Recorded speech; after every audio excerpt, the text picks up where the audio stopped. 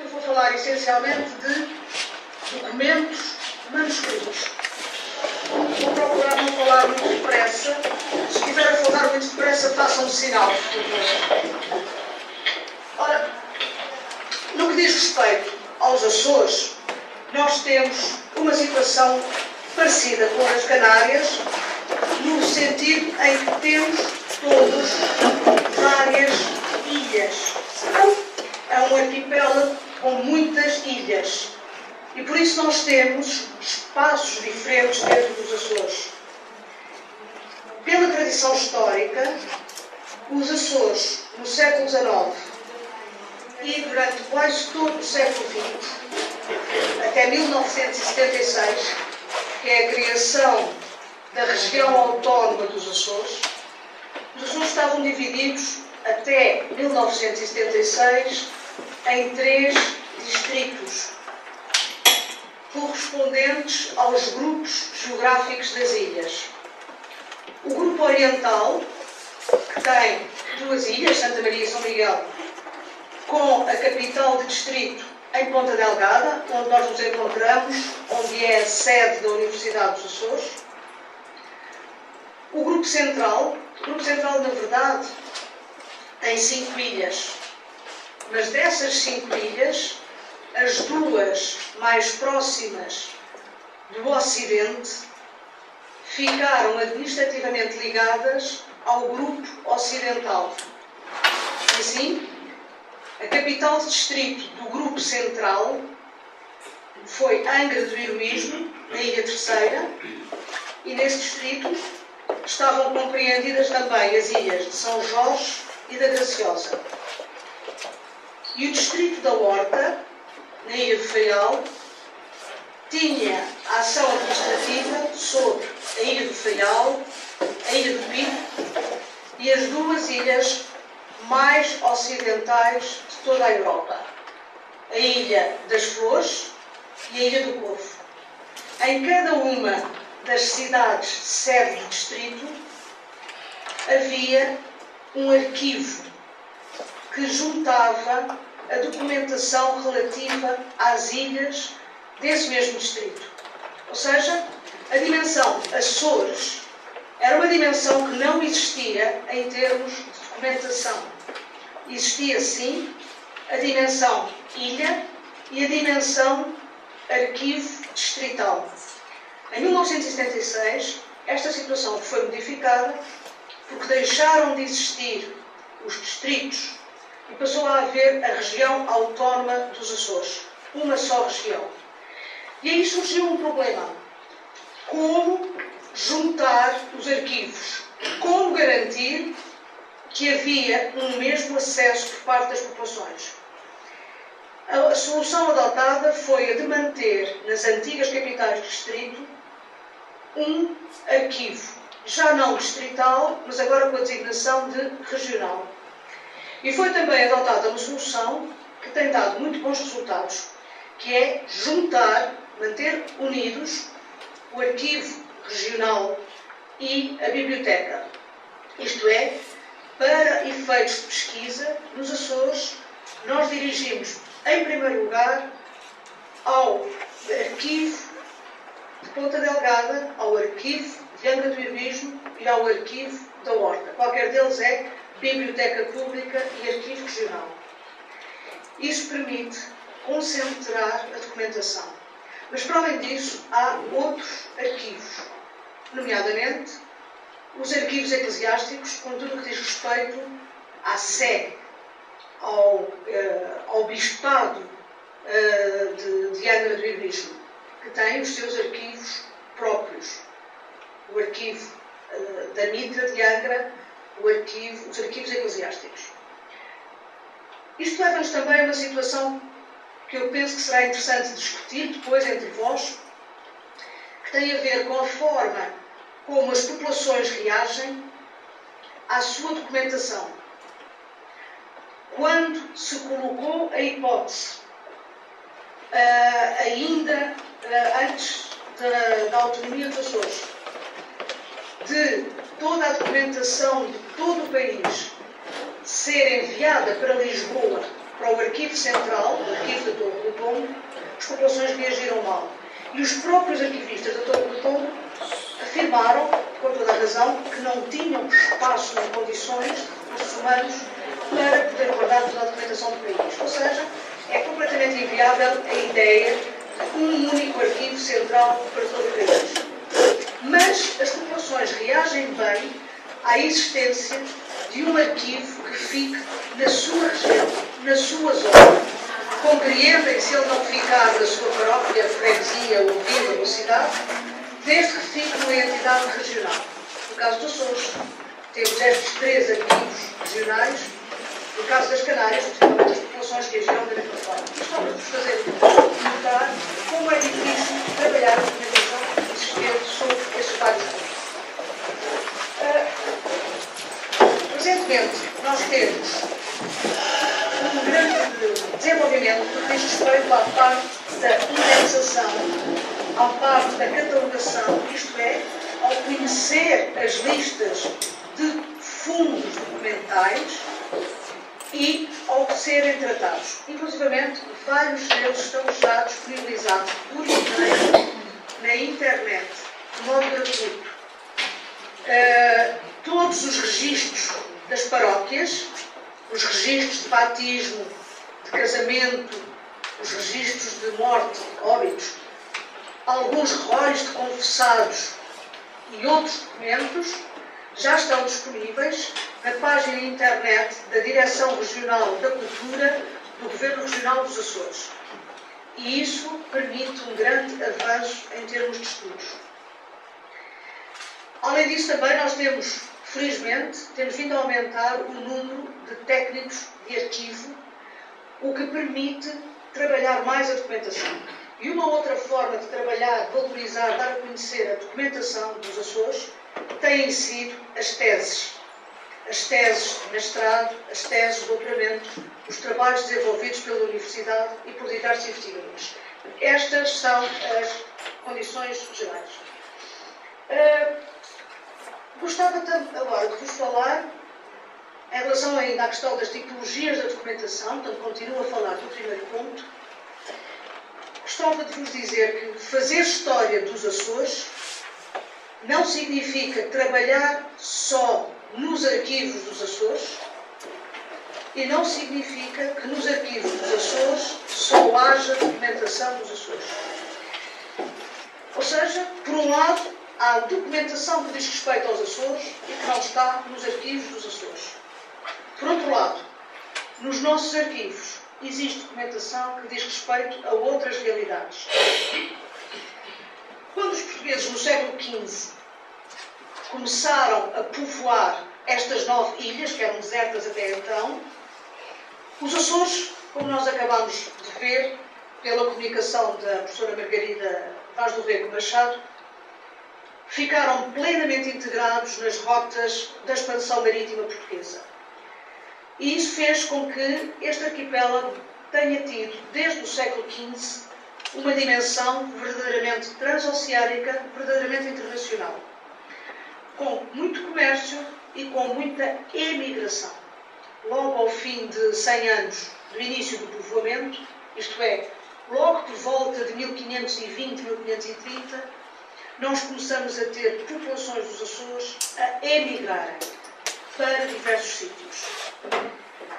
Para o comércio, nós temos como fontes essenciais os documentos das alfândegas, da alfândega de Angra, da alfândega de Ponta Delgada, onde se fazia o despacho das mercadorias, tal como temos documentos das estruturas de que a professora Margarida Machado falou, a provedoria das armadas, o abastecimento das armadas, documentação que está no arquivo de Angra, e associados complementarmente a outros arquivos que também existem com abundância na região autónoma dos Açores. Estou a pensar nos arquivos notariais, no tabelionato. Os relativos também às atividades dos cônsules, dos representantes comerciais dos vários países. E, no caso dos Açores, desde o século XVI, havia cônsules da nação castelhana, da nação francesa, inglesa, alemã, flamenga, sueca. Depois, mais tarde, passa a haver também dos Estados Unidos da América do Norte, etc. Tudo isto leva à consideração de fontes, de documentos, dos bens, quer os que eram produzidos nos Açores, quer os que chegavam aos Açores, vindos de toda a parte. Estou a falar da Índia, estou a falar de todo o Oriente, do Brasil, de África, de Castela, Canárias, especificamente.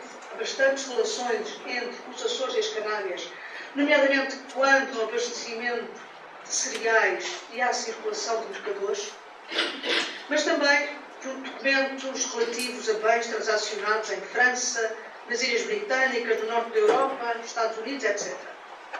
Isto no que diz respeito a percebermos porque é que nos arquivos dos Açores há documentação que não diz respeito só aos Açores, mas a vários outros sítios. De certeza que é o mesmo das Canárias, como se pode muito bem ver pelos protocolos notariales que a equipa do professor Lobo Cabrera e da professora Manuela Marrero têm publicado desde há 20 e tal anos. Nós vemos também aí uma enorme circulação de mercadorias, são documentos riquíssimos. No que diz respeito à imigração, a imigração dos açorianos, ela é fundamentada em documentos que nós encontramos nas câmaras municipais, nas Canárias que lhes chamam de cabildos, em documentos das chancelarias régias, documentos da Igreja, documentos notariais. Temos missionários e soldados que vão para o Oriente, que vão para o Norte da África, que vão para o Brasil. O Brasil, até ao fim do século XIX, é o destino preferencial da emigração dos Açores, mesmo depois de ser tornado independente no início do século. Temos a documentação do registro de passaportes, que foi criado no século XIX e que está integrado no que eram os governos civis que existiram até 1976. Temos os testamentos daqueles que se deslocam, os testamentos dos seus familiares. Temos genealogias, muitas, e muitos jornais. Quer as genealogias, quer os jornais, são fundos documentais muito abundantes nos arquivos regionais dos Açores. Tudo isto dá para nós percebermos que a partir de metade do século XIX, os açorianos já não vão só para o Brasil, vão também para a Guiana Inglesa, para o Havaí, e dentro dos Estados Unidos, para Massachusetts e para a Califórnia, portanto, para as duas costas opostas dos Estados Unidos. E já na segunda metade do século XX, os açorianos emigram para a Bermuda e para o Canadá. E é por isso que nós temos também muita documentação aqui que se refere a pessoas destes territórios. Quanto ao facto de haver documentação dos Açores e relativa aos Açores que não está cá, isso tem a ver com arquivos nacionais, seja com o arquivo da Torre do Tombo, que é o principal arquivo, e também o arquivo histórico ultramarino, que é um arquivo muito importante para o século XVIII e para o século XIX. Neste momento, toda a documentação deste arquivo já está microfilmada e está a começar a ser passada de microfilme para suporte digital e está a ser publicada na segunda série do Arquivo dos Açores, que é uma publicação da Universidade dos Açores. Portanto, nós temos bastante trabalho desenvolvido nisso, no sentido de tornar acessível a toda a gente as fontes que dizem respeito aos Açores e que não se encontram cá. Além disso, na Biblioteca Nacional de Portugal, na Biblioteca da Ajuda, Tribunal de Contas, Ministério das Obras Públicas, tudo aquilo que centralizava a atuação do Estado. E também os documentos eclesiásticos, e nós já temos, seja os das ordens religiosas, seja os da Nunciatura Apostólica em Portugal e do Arquivo Secreto Vaticano. Estas duas últimas já estão publicados, todos os artigos, todos os resumos dos documentos que dizem respeito a Portugal. E isso é um trabalho recente, um trabalho que foi feito nos últimos 3 anos e que já está também disponível para se consultar. Ou seja, se algum de vós, estudante de doutoramento deste curso interuniversitário, pretender trabalhar com os Açores, tem muita documentação que se encontra disponível pela internet e muita documentação que se encontra noutros sítios que não a região autónoma dos Açores. Além disso, nós temos dois arquivos que se destacam pela importância que têm da quantidade de documentação relativa aos Açores. Um é o arquivo do Rio de Janeiro, a Biblioteca Nacional do Rio de Janeiro, porque no século XIX a corte portuguesa foi para o Rio de Janeiro e levou consigo muita da sua documentação e o Brasil tornou-se, no fundo, a capital do Império de Portugal. E o Arquivo Geral de Simancas. O Arquivo Geral de Simancas é, sobretudo, muito importante para o período filipino, para os reis Filipe I, II e III de Portugal, II, III e IV de Espanha. São arquivos muito ricos que têm estado a ser trabalhados também sobre os Açores. Temos, além disso, muitos arquivos particulares que estão na posse das famílias que os criaram. Uns residem no arquipélago, outros não. Alguns já foram confiados a alguma instituição. Por exemplo, a Universidade dos Açores tem alguns destes arquivos particulares que têm correspondência de comerciantes, correspondência de cônsules, correspondência também de casas comerciais. E esses arquivos têm obras que são muito ricas. Umas são as primeiras 5 obras relativas à história dos Açores e do Atlântico e da Macaronésia. Estavam como manuscritos nesses arquivos. Neste momento já estão todas publicadas. E quem já consultou esses arquivos de famílias particulares que não estão depositados em bibliotecas públicas ou na universidade, diz que eles são muito ricos em genealogias manuscritas, em escrituras notariais relativas a propriedades, em testamentos, em dotes para freiras, dotes para casamento. Alguns deles existem, os originais, nos arquivos, outros já não. E também tem livros de textos, literatura, livros de música, cânticos religiosos, também muito importante para quem se interessa pela história cultural, pela história da música, que vieram dos antigos mosteiros e das antigas igrejas.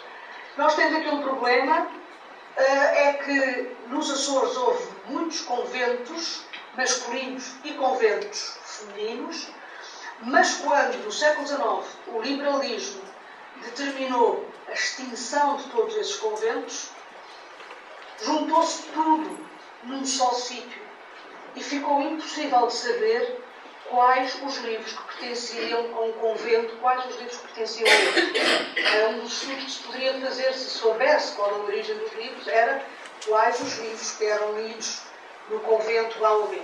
Nós não podemos fazer isso. Inclusive, muitos dos livros foram estragados, ficaram com as folhas de propósito rasgadas. Alguns dos exemplares foram comprados em leilões ou estão noutras bibliotecas. Portanto, é o tipo de documentação que nós sabemos que existe, mas que não temos a certeza de como poder fazer. O que eu queria, para terminar agora, uma vez que não preciso estar a usar o tempo todo e assim a minha colega Leonor ficará com mais tempo, é que neste momento nos Açores nós temos muitas condições para trabalhar, para investigar e temos a necessidade de continuar a fazer essas pesquisas para que, no fundo, se possa conhecer mais da história dos Açores, do Atlântico, da Macaronésia. Da minha parte terminei. Se tiverem dúvidas, agradecia que pusessem agora.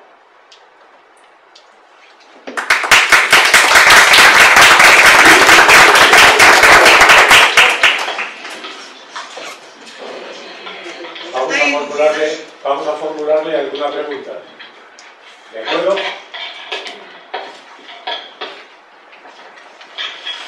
Antes de pasar a la siguiente intervención, vamos a formularle alguna pregunta. Si no hablas ahí, al lado de esto no...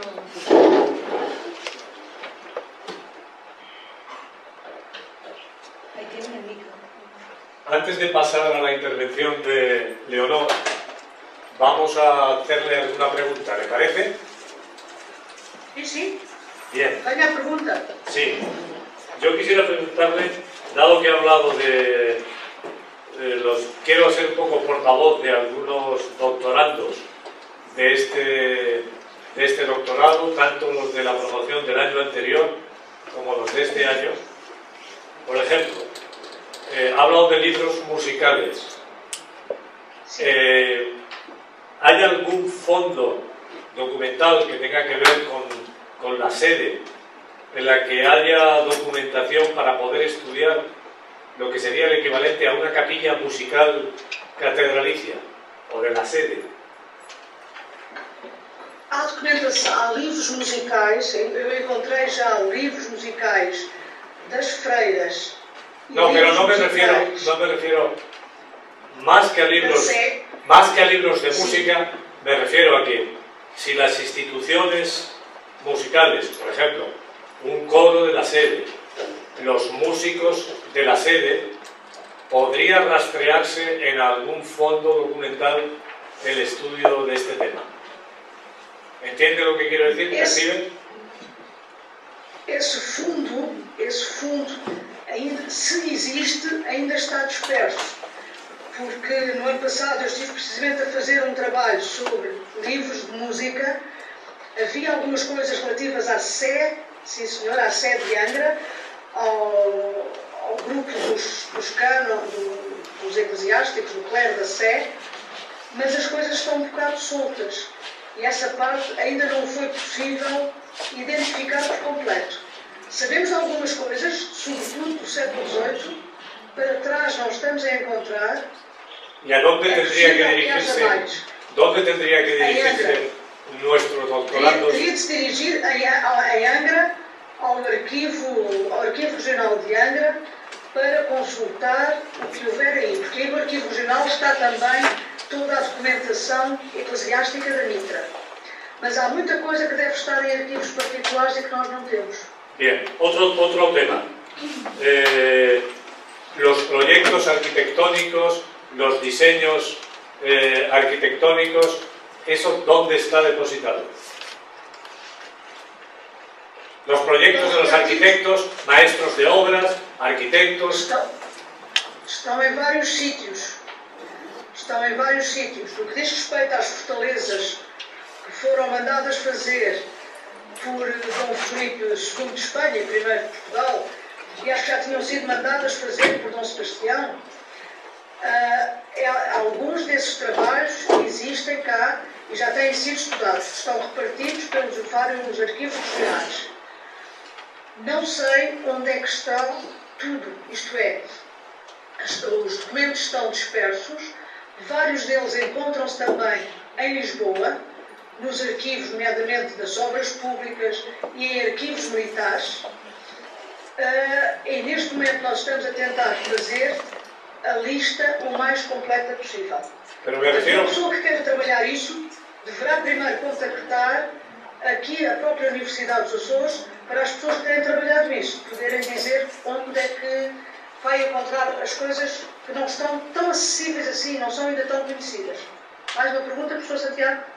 No, la pregunta sería si las cámaras municipales se tiene libre acceso a los proyectos de los arquitectos. Me estoy refiriendo más al mundo actual, más que al antiguo régimen, más que a los siglos XVI, XVII, XVIII.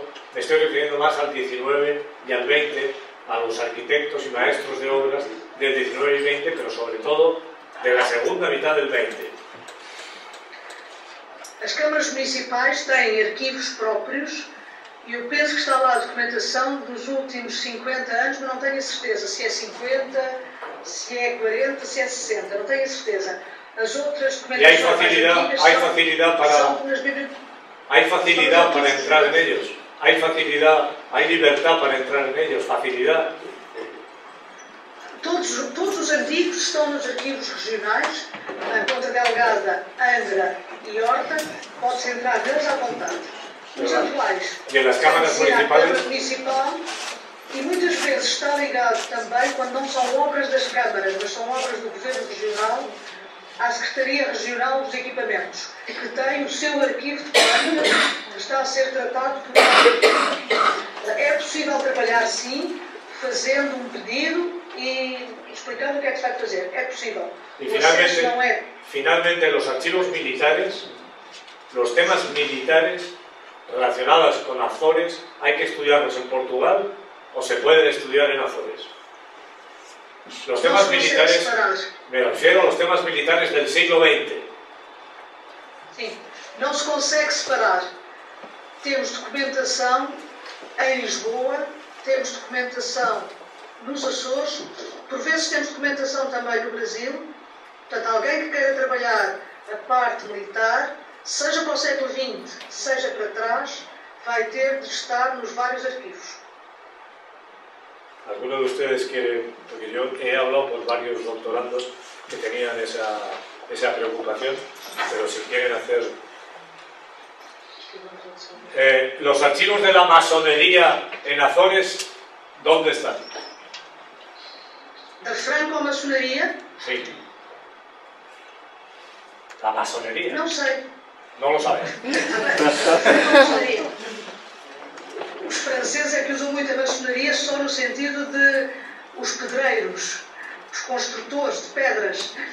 Nós aqui estamos sempre falando. No, estamos hablando de las grandes logias del siglo As XIX. grandes lojas têm sido estudadas em publicações apresentadas, sobretudo ao colóquio, o Faial e a periferia açoriana, que se realiza regularmente, mas a documentação tem sido estudada no Museu da Maçonaria, que está em Lisboa. Há alguns documentos cá, mas não estão ainda suficientemente detectados. Aqueles que têm sido apresentados estão no Museu da Maçonaria, em Lisboa. Lisboa. Disculpe, ¿querías hacer alguna Sí, pregunta? no, con respecto a la arquitectura, los arquitectos, sí, Acércate aquí, pero Que presta ahí al lado. Sí. al lado del micrófono. Hola, buenas. Sobre la arquitectura, la pregunta que te había hecho Santiago, quería preguntarte si allí existen los colegios de arquitectos y si sería mejor buscar esa información en los colegios de arquitectos o en los archivos Municipales. los archivos municipales. Nos arquivos municipais, a Ordem dos Arquitetos nos Açores, o vosso colégio dos arquitetos, é muito recente, é muito nova. Não vai encontrar aí nada.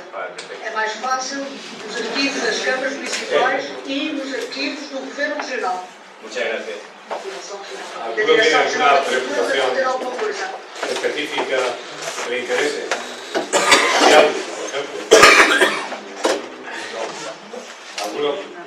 Es el momento de preguntarse. Santiago, los archivos familiares se encuentran estudiados y Te he dicho que sí, ¿no? publicados. Después los vamos a ver.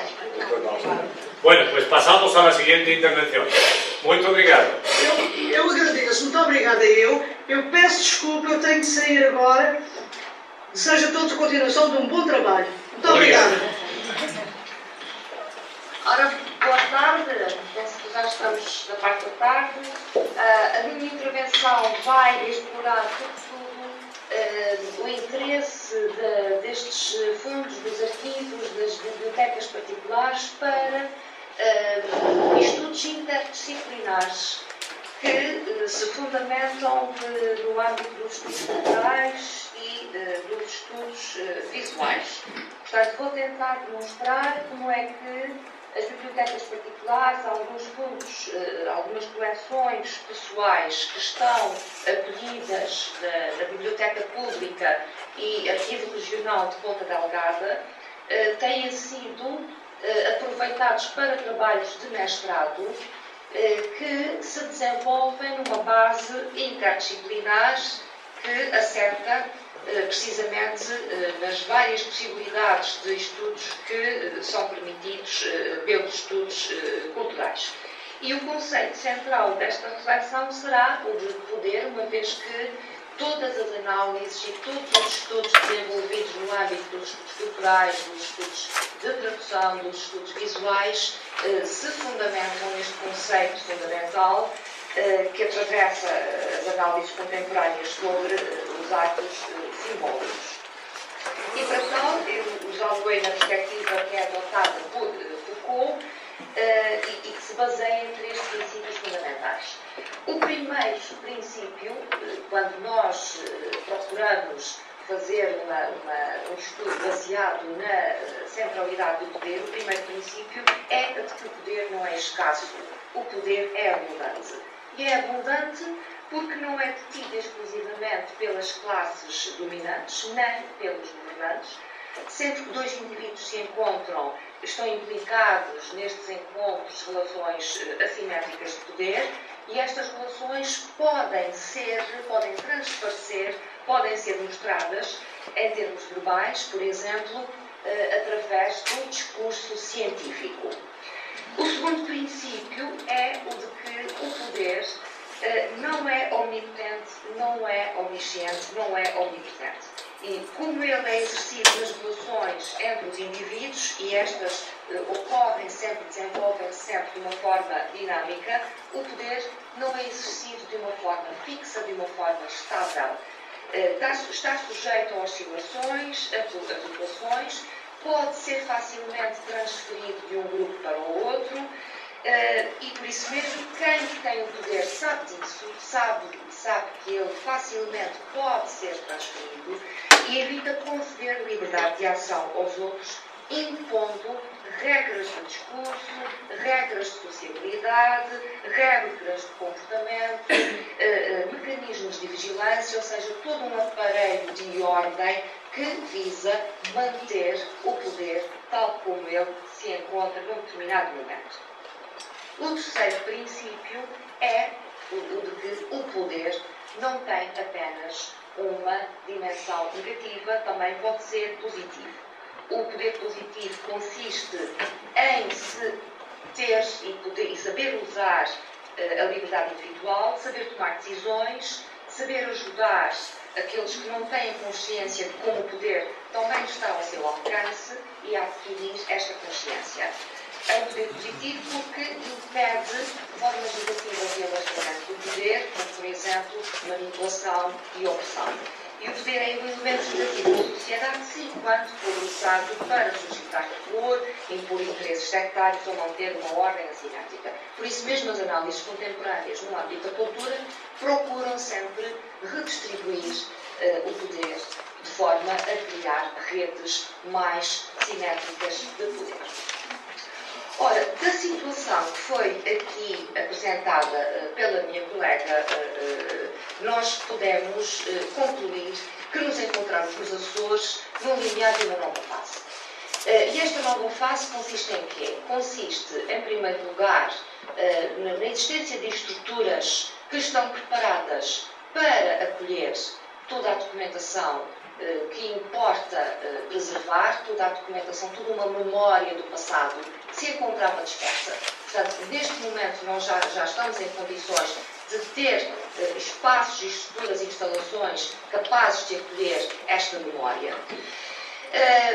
Por outro lado, também o processo de inventariação, sistematização, classificação de documentos está em curso, e isto pode ser visto como reconhecimento do poder da biblioteca, do poder dessas estruturas que apoiam a memória do passado.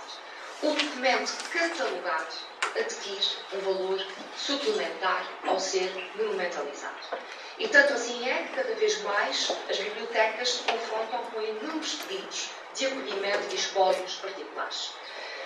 O material já não fica em caixotes nas casas de um familiar, que não quer desfazer-se dos papéis e dos livros que recebem a herança, nem os lê, nem os guarda cuidadosamente. Agora, ou o próprio colecionador ou os seus herdeiros procuram as bibliotecas e os arquivos para ficar aí preservada a memória de uma história de amor pelo conhecimento. E, portanto, nós podemos afirmar que vivemos tempos de reconhecimento do poder do documento e, em simultâneo, de reivindicação cada vez mais acelerado e universal de poder por parte de quem os possui, por parte de quem os reuniu e por parte de quem os produziu. É certo que o reconhecimento do poder do documento, do livro, da escrita, do texto, mesmo numa acessão mais ampla, não é recente. Já no século XVI nós podemos encontrar a afirmação lapidar disto em Francis Bacon, que deixava nas suas Meditações Sacrae, em 1597, a frase lapidar que eu apresento aqui neste diapositivo. Knowledge itself is power, portanto, o conhecimento dá poder a quem o possui, mas é também certo que este poder era privilégio de uma minoria, por isso mesmo se acreditou durante muito tempo que o poder se caracterizava pela escassez, porque ele era privilégio de uma minoria. Cabia aos governantes e ao clero a guarda dos documentos, a censura das leituras, a seleção das informações que deviam circular por via escrita, para que o conhecimento fosse controlado e para que se cumprisse melhor o intuito, o propósito de manutenção da ordem.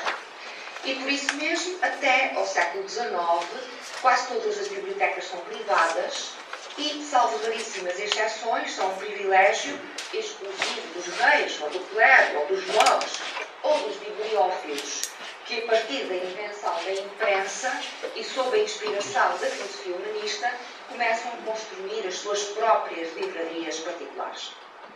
E este é também um grupo constituído no interior do poder económico, por exemplo. A dimensão das bibliotecas particulares tende a variar ao sabor da riqueza de quem as constituiu e, de um modo geral, também se pode dizer que elas expandem, que elas tornam-se maiores em momentos de maior afluência, de maior riqueza e prosperidade e que se contraem quando as fortunas pessoais encontram entraves ao seu crescimento. Do mesmo modo, gostaria também de referir aqui uma outra achega, que é a história da leitura de Humberto Manguel, que deixa claro que durante muito tempo possuir livros foi um indicador de condição social. Do século XV ao século XVII, os livros e as camas eram os bens móveis mais valiosos e em Inglaterra, no momento das heranças, penso que em Portugal também, os livros de orações e as bíblias eram considerados como parte do património da família e, portanto, passados a herança para o filho mais velho. As obras literárias eram passadas às filhas. E também aqui se vê uma hierarquia por parte dos textos, por parte destes documentos. Porque os mais valiosos eram deixados aos filhos e os menos valiosos eram deixados às filhas. Por outro lado, os curadores das primeiras bibliotecas cristãs dispunham os livros nas prateleiras e elaboravam as listas das estantes segundo um princípio da importância decrescente dos livros em que as bíblias ocupavam o primeiro plano. Portanto, as relações de poder inerentes à posse e à função social do livro são óbvias. Existem hierarquias nos livros e, por seu turno, eles também conferem um sinal de distinção a quem os possui. E não terá sido por acaso que várias figuras com ambições políticas reuniram bibliotecas muito vastas, como, por exemplo, Hitler e Stalin. O último reuniu cerca de 20 mil obras na sua livraria particular. Portanto, o poder simbólico do livro é extremamente importante. E numa relação próxima com este poder, o conceito de biblioteca baseia-se num exercício de organização racional do espaço e define-se por funções que são articuladas com a persecução de objetivos claros. Gostaria de referir aqui uma história social do livro da biblioteca publicada por Patrick Valentine, na qual nós vamos encontrar apresentados os 4 elementos fundamentais em que assenta atualmente a definição de biblioteca e que são eles lugar, instituição, serviço e ideia. E em relação ao primeiro aspecto, ao lugar, Valentine salienta a necessidade de haver um espaço físico preparado para o acolhimento das fontes que serão depositadas. E os lugares que historicamente desempenharam esta função foram, por esta ordem, o palácio, o templo, a casa e a escola. Portanto, o livro, o documento, esta memória escrita precisa de um lugar. Quanto à segunda categoria, que é a da instituição, uma biblioteca pode nascer e crescer num ambiente privado e familiar, mas para sobreviver deverá ter como destino a institucionalização. Portanto, ela extravasa a posse individual e reflete a vida da comunidade em que se insere. E a institucionalização vai ser importante para a sobrevivência deste legado. Quanto ao terceiro, é a comunidade que beneficia em primeira instância com os serviços que a biblioteca presta, sobretudo depois transferida para o domínio da instituição. E estes serviços são de várias ordem: reunião e preservação de textos, apoio na procura de informação, classificação, organização do material, exposição e visibilidade das fontes. Atualmente, a rede de museus, bibliotecas e arquivos também tem desenvolvido uma ação muito importante no apoio à procura de emprego, no apoio ao empreendedorismo e na divulgação turística, que são formas de nós vermos uma extensão do serviço prestado por essas estruturas. Na era das tecnologias da informação e da comunicação, há um novo espírito que está a animar a arquivística regional e que se encontra incorporada nas bibliotecas dos 3 principais centros urbanos dos Açores. A bibliografia mais recente sobre os arquivos revela uma mudança de ênfase da custódia e da preservação física do documento para outras questões que são mais prementes na era digital, como, por exemplo, questões relacionadas com a integridade e com a validação intelectuais, o acesso, mas também o acesso à informação, o acesso rápido, fácil, democratizado à informação, mas também os perigos de um excesso de informação e de acolhimento crítico de tudo, a heterogeneidade dos recursos e das formas documentais e o valor simbólico destes documentos. Finalmente, a constituição de uma biblioteca, também no âmbito da ideia que ela poderá transportar consigo, encerra a ideia de celebração da escrita e de encorajamento da leitura, contribuindo ainda para o aumento do civismo e para o melhoramento da vida cultural dos lugares onde elas estão implantadas. E eu gostaria de sublinhar este último ponto na compreensão da importância das bibliotecas hoje em dia, que é precisamente a sua relação com uma ideia. Porquê?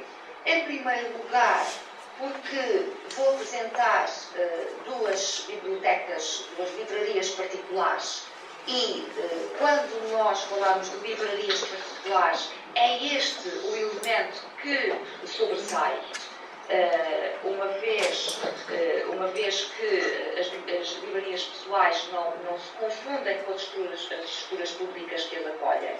E, portanto, dos 4 elementos apresentados por Patrick Valentine para a definição de uma biblioteca, vai ser precisamente o último, o da ideia, que interessa sobretudo quando nós falamos de livrarias particulares, porque estas livrarias pessoais vão acrescentar outras ideias, como, por exemplo, o retrato do gosto de uma elite letrada, a imagem de uma sociedade e de uma época, a memória cultural de uma individualidade que procura uma espécie de internalização, que procura a sua própria imortalização, a distinção pela singularidade dos objetos que adquire e, portanto, a sua eternização no campo cultural.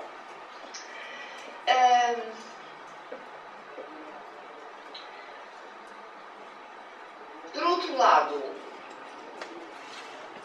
gostaria também de complementar a informação de Patrick Valentine acerca do material que é guardado nessas estruturas e que pode comportar documentos não verbais, como por exemplo fotografias, filmes, com o facto de uma das coleções particulares que está adquirida na Biblioteca Pública e Arquivo Regional de Ponta Delgada integrar uma valiosa coleção de fotografias e postais da época colonial, cuja existência era até há muito pouco tempo desconhecida e que faz parte de um conjunto de, estou em crer, de vários tesouros que se encontram escondidos ainda em caixotes e que a falta de recursos não tem permitido que sejam devidamente tratados e tornados acessíveis ao público. Leonor, desculpe. Antes de passar... Leonor, Sim. tienes 5 minutos. Só.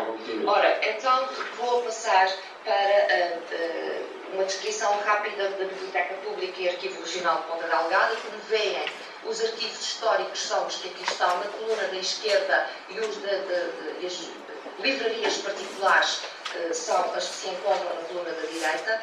Uma análise breve destas livrarias particulares mostra-nos que quase todas são de figuras do século XIX, à exceção de 3, como por exemplo de João da Silveira, ou de Mota Amaral, que foi Presidente do Governo Regional dos Açores durante 19 anos, e da Natália Correia.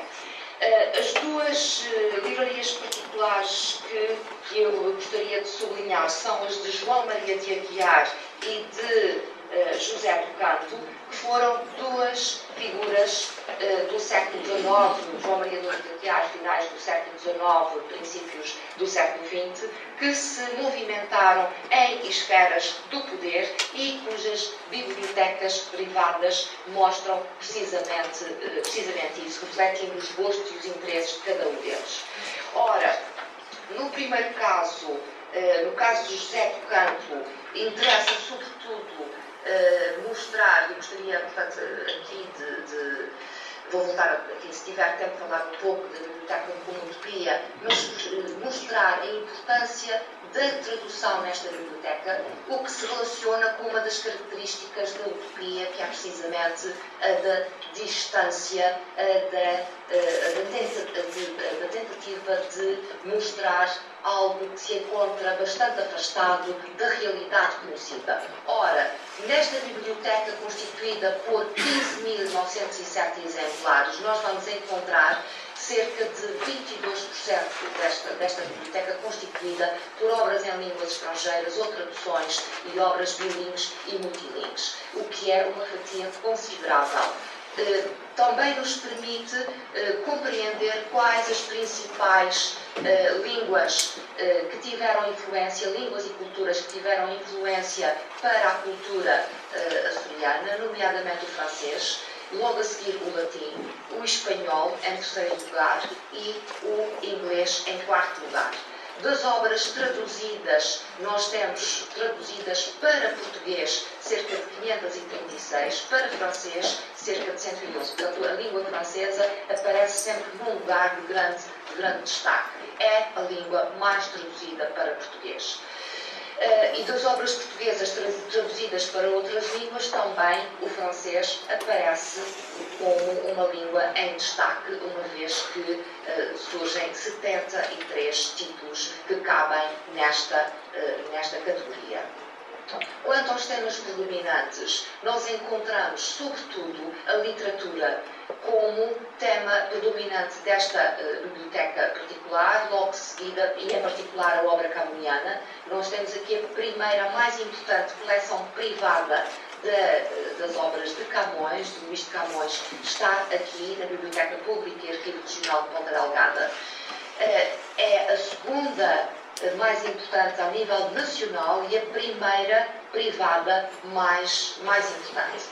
Já João Maria de Aguiar interessa, sobretudo, portanto, não apenas pelos 3.000 livros que constituem a sua biblioteca particular, mas pelo extensíssimo acervo fotográfico da época em que ele era governador em África, no distrito do Congo. Através deste registro visual da presença colonial portuguesa em África, nós podemos traçar uma cartografia do olhar ocidental relativamente a paragens diferentes, nomeadamente aos povos colonizados. Por exemplo, nós verificamos a importância da ordem no âmbito de algumas fotografias do grupo, com a disciplina relativa à pose e à obediência.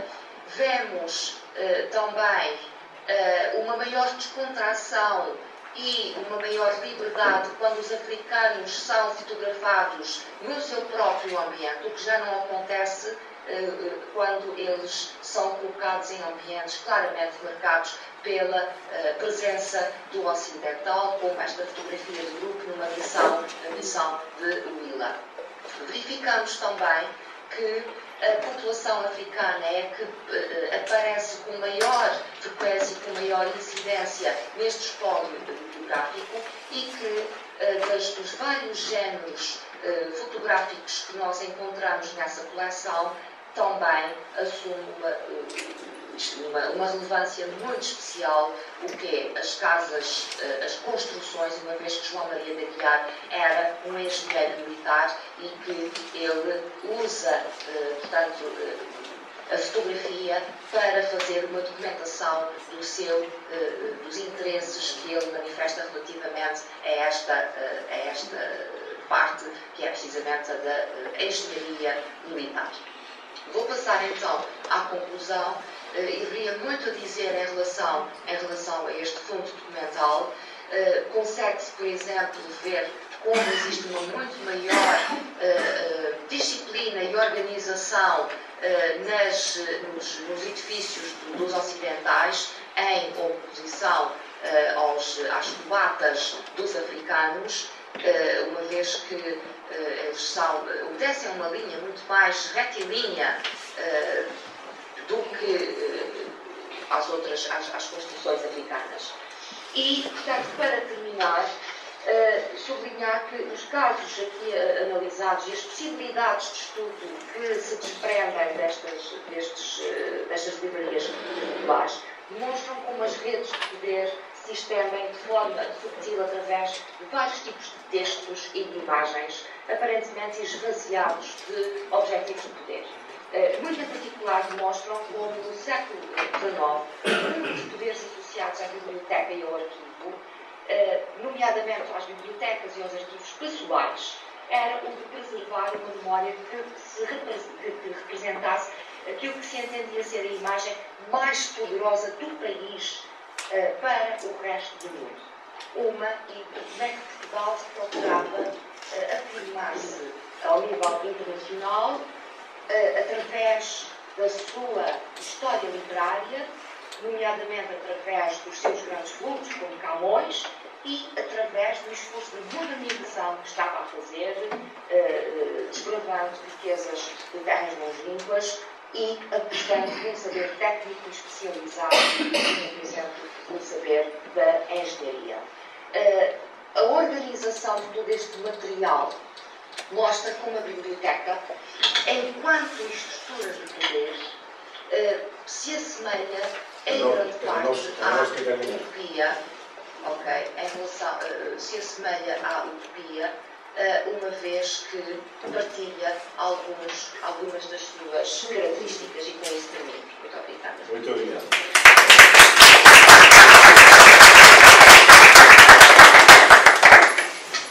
Bueno, vamos muy mal de tiempo, pero solamente una pequeña consideración, Leonor. ¿Me oyes? Sí. Sí.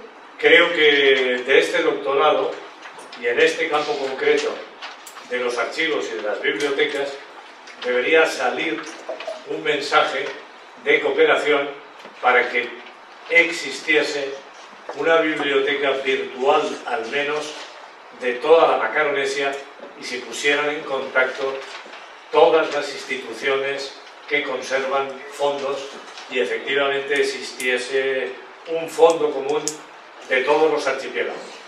Yo creo que sería un desideratum después de haber escuchado a tu compañera y a ti. Muchísimas gracias. Obrigada. Muchas gracias. Con la generosidad de Ana Viña y de Juan Ramón, vamos a dar la palabra a Madeira. Si está ahí delante, Luis Miguel Jardín. ¿Está?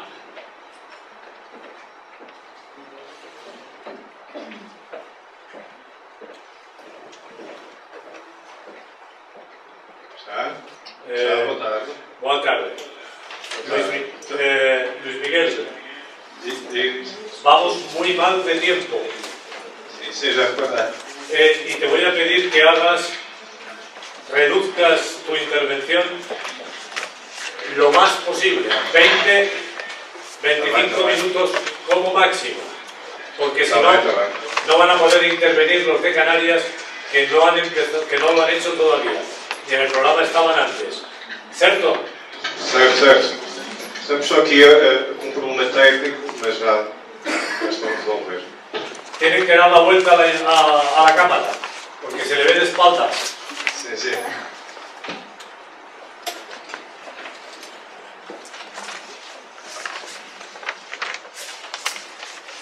Nós estamos aqui com um problema de compatibilidade. Estão a ver o PowerPoint? Estão a ver o PowerPoint? No se ve.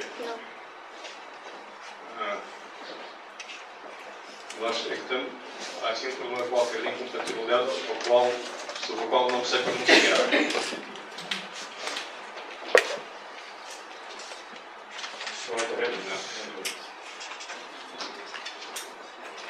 Não, senão eu faço sem PowerPoint também.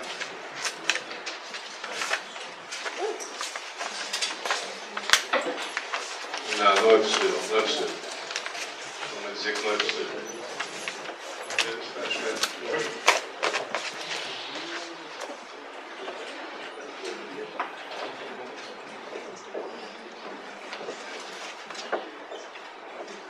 Porque desde luego, después vamos a hacer la intervención de Ana Viña y Juan Ramón Núñez, que han venido de La Laguna, ex profesor, y les ruego que se tranquilicen y que nos marchemos. Si hay que marcharse un cuarto de hora más tarde, que aguanten los que puedan, lógicamente, pero que aguanten, porque merece la pena el esfuerzo que han hecho escucharles.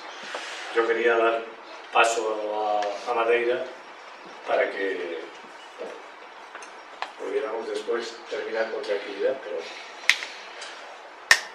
Não conseguem ver o PowerPoint? No. Não.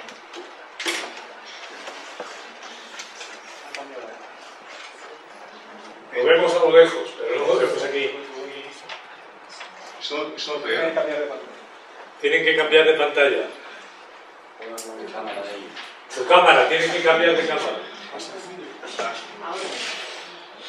Não, é que, pelos vistos, eu vou ter que avançar sem o PowerPoint. Depois faço chegar de alguma forma, através do professor Veríssimo. Há aquele problema de incompatibilidade que não está a aceitar o PowerPoint. Portanto, eu vou avançar mesmo sem o PowerPoint. Luis Miguel. Não tenho. Senti? Si quieres, puedes hablar sin el PowerPoint. Exatamente. Y después nos lo envías. Exatamente, é isso que eu vou fazer mesmo. Exatamente.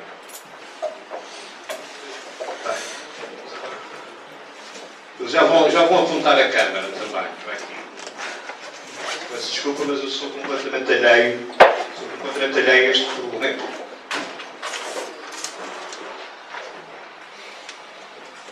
Já está.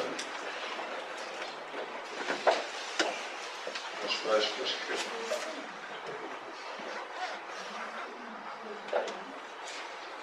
Eu não estou sempre com o jogar. Mas é que vocês estão a ver o PowerPoint.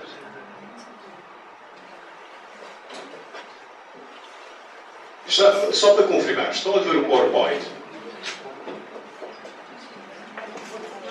Estão a visualizar o PowerPoint? Não. Não. Eu pedi aos assessores para confirmar se cancelaram o envio da apresentação, para eu poder enviar. É assim.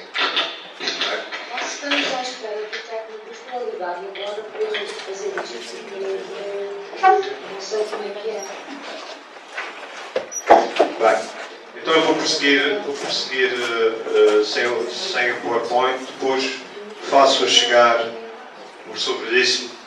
Portanto, eu sou o Luís Miguel Jardim, estou aqui para falar acerca do Arquivo Regional da Madeira. Antes de mais, apresentar a instituição. O Arquivo Regional da Madeira é uma instituição que existe desde 1931. É um arquivo histórico e é detentor de um espólio único e, na minha opinião, privilegiado para a história cultural atlântica, para o estudo da história e cultura atlântica, que remonta precisamente ao povoamento insular. Não descurando, obviamente, que a Madeira foi pioneira no tipo de povoamento implementado durante a expansão portuguesa. Por exemplo, o sistema das capitanias, posteriormente implementado no Brasil. Além do protagonismo que a Madeira esteve na estratégia atlântica portuguesa, chamamos-lhe assim, após a conquista de Ceuta em 1415. Esse protagonismo também é reforçado pelo facto do Funchal ter sido, durante um largo tempo, a partir de 1583, a metrópole eclesiástica de todos os reinos ultramarino. Portanto, é natural que ao longo destes 6 séculos de história, de povoamento, as instituições foram sendo criadas, os espólios foram sendo acumulados e que agora, sobremaneira, estão à guarda do Arquivo Regional da Madeira. São documentos que nos dizem um pouco de tudo acerca da história judicial, militar, administrativa, eclesiástica, cultural também. E então, eu seguidamente ia passar à apresentação dos diapositivos no PowerPoint, mas não o podendo fazer. Vou fazer agora uma breve exposição de uns fundos que elegi, que eu acho mais representativos, apesar de o Arquivo Regional da Madeira, neste momento, tem cerca de 12 km lineares de documentação, tem 117 fundos devidamente inventariados e, portanto, é todo um trabalho que também já remonta desde 1931, quando foi criado por Cabral de Nascimento, curiosamente, além de historiador, um poeta, um ensaísta, um homem de cultura e um acérrimo defensor do património cultural da ilha. Atualmente, devo dizer, e antes de mais, para depois não me esquecer, o Arquivo Regional da Madeira, desde 2004, está em instalações que eu diria de excelência, após muitos anos em viver em casa emprestada, chamemos-lhe assim, em condições péssimas. Atualmente, o novo edifício que foi inaugurado nesse ano está dotado de equipamentos de ponta, diria. Atualmente a digitalização é já uma realidade, antes era apenas a microfilmagem, ao ponto de atualmente já contarmos cerca de 1 milhão de imagens digitalizadas de todo o acervo. Dentro de todo o acervo. Muitos milhares faltam ainda. É de referir também que desde 1931, e sobretudo com um programa deste género, para doutorandos, referir que desde 1931 Cabral de Nascimento teve desde logo a preocupação em criar um boletim do arquivo, que se chama o Arquivo Histórico da Madeira. Esse boletim já conta 43 edições, portanto, desde 1931, e era precisamente através desse boletim, e ainda é, que o arquivo divulga o trabalho que vai fazendo. E, portanto, para consulta é, na minha opinião, um instrumento de base para qualquer pesquisa que se inicie no Arquivo Regional da Madeira.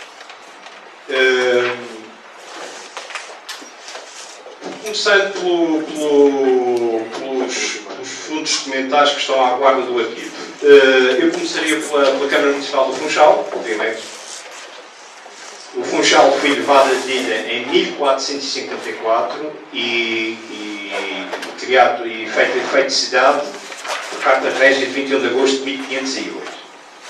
Este é um espólio da Câmara Municipal de Funchal, que além de ser dos mais volumosos, é um espólio riquíssimo. Desde logo tem começar pelas variações, as atas das variações, que datam de 1470, portanto as mais remotas do espaço atlântico, e o precioso tomo primeiro do Registro Geral, cujo traslado ou transcrições constam precisamente daquele boletim que vos falei ainda há pouco do Arquivo Histórico da Madeira, em 4 volumes, foram sucessivamente publicados. O espólio da Câmara, recentemente, entre 2007 e 2011, já no novo edifício, de novas condições, novos materiais, nova afetação de recursos humanos, sobretudo, foi enriquecido com mais 4 mil, cerca de 5 mil itens, entre livros, caixas e pastas, portanto, com a incorporação desses itens, que foi devidamente inventariada. Atualmente, as datas extremas do fundo da Câmara Municipal de Funchal situam-se entre 1470 e 1981. Portanto, nesta última incorporação, já incorporamos documentação relativamente recente. O governo dos capitães gerais também é um outro fundo de extrema importância e uma importante fundamental para fazer a história administrativa e militar do arquipélago. Foi criado em 1582, tinham a jurisdição militar nas duas capitanias da Ilha da Madeira. A partir de 1641, o governo dos capitães gerais passa-se a designar de capitães generais. Houve realmente, durante largo tempo, a insistência de um regimento que definisse as suas prerrogativas e somente em 1813 um alvará régio determinaria quase as suas competências e atribuições. Infelizmente, grande parte do precioso espólio dos séculos XVI e XVII perdeu-se. Foi daí, aliás, era uma das necessidades de Cabral de Nascimento, na altura, na década de 20, já informava, é precisamente para a criação de um arquivo na Madeira, é precisamente a perda sucessiva de documentos valiosíssimos. Passemos para o Governo Civil de Funchal, é um outro fundo documental também muito importante sobretudo para o estudo da política e a nível demográfico também. O Governo Civil do Funchal foi criado em 1835, extinto em 1976. Incumbia sobretudo a superintendência da administração, que chamamos hoje a administração pública. É também um dos fundos volumosos do Arquivo Geral de Madeira, dos mais volumosos, um total de 4.338 itens. Eu digo itens, como já sabem, porque agora já sabem que são livros, pastas ou não, dados de instalação, como se dizia arquivística. As datas extremas do Fundo do Governo Civil são de 1834 a 1975.